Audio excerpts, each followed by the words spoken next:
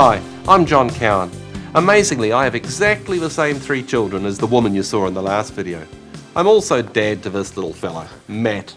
Not the natural father, of course, even though there is a strong family likeness. Now, all puppies are cute, even when they're naughty, because puppy naughtiness is just a lick on the face or a chewed slipper or a little nip. No bite. Good dog. But even though you could easily put up with puppy misbehaviour, you need to deal with it now so that they don't grow up to become an untrained and undisciplined dog. Every year, thousands of dogs who are cute little adorable puppies get put down because a poorly trained dog is a dangerous dog.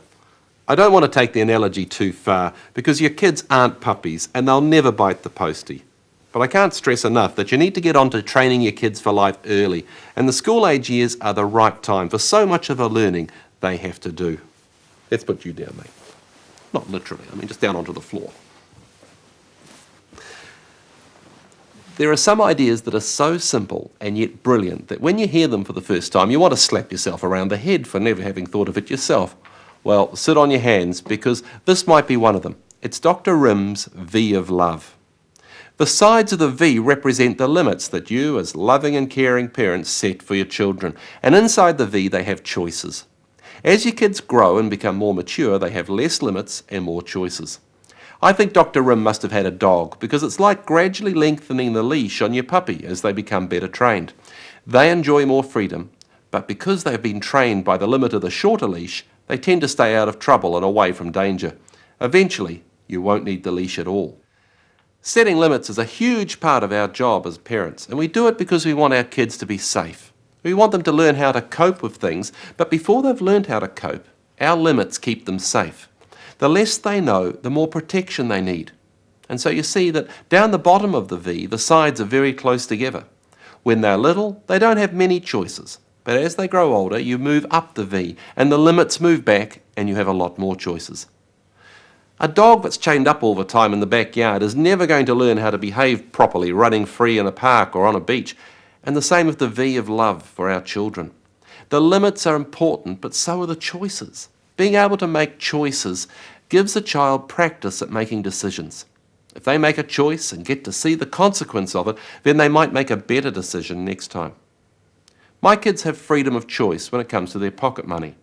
And they're learning the consequence that when they've spent it all, there isn't any more. It doesn't matter how much they plead, when it's gone, it's gone. It's amazing how they're becoming better savers and wiser spenders. Now, we could have lectured them until we're blue in the face.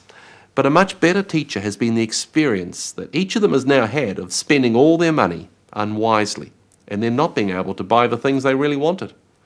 Remember, our aim is not to get our kids to do what we want them to do. Our aim is to give them the skills and training so that they will choose to do the right things even when we're not there. Of course, you don't want your kids to experience dangerous consequences. You don't want your 6-year-old to discover from experience why playing in traffic is a bad idea. And so that's why the V of love needs to be borne in mind. Your limits keep them safe. You decide how quickly the V widens out. If you don't think that your 7-year-old is mature enough to choose a video without supervision, then you maintain your limit. But do keep constantly checking the V. Widen it out too slowly and they'll get frustrated and may rebel against your limits. The rules and limits you have for a 7-year-old are not appropriate for a 9-year-old, and the rules for your 10-year-old are going to have to be revised again and again as your child heads into puberty. Please note, though, that you're changing your rules, not your standards. Some things, like honesty and kindness and respect, are not going to be things that they're ever going to grow out of. You might even like to explain to your kids about the V of love, so that you don't get the "that's not fair" response when an older child is allowed a choice the younger ones aren't. Kids actually enjoy this regime. They enjoy the fact that as a 7-year-old they're allowed to climb the tree they weren't allowed to climb when they were 6. Sometimes you can set tests to see if they're ready to handle things. Each of our kids has had to pass a test before they were allowed to walk home from school without an adult. They had to demonstrate that they could cross the road safely and they knew what to do if they had any trouble on the way. We're going to be looking at this V of love principle in a later session, and at that stage we'll look at specific examples and how you can make it work at your place. At this stage, I just want to get across the basic concept. The V of love is a great idea, once you've got it in place.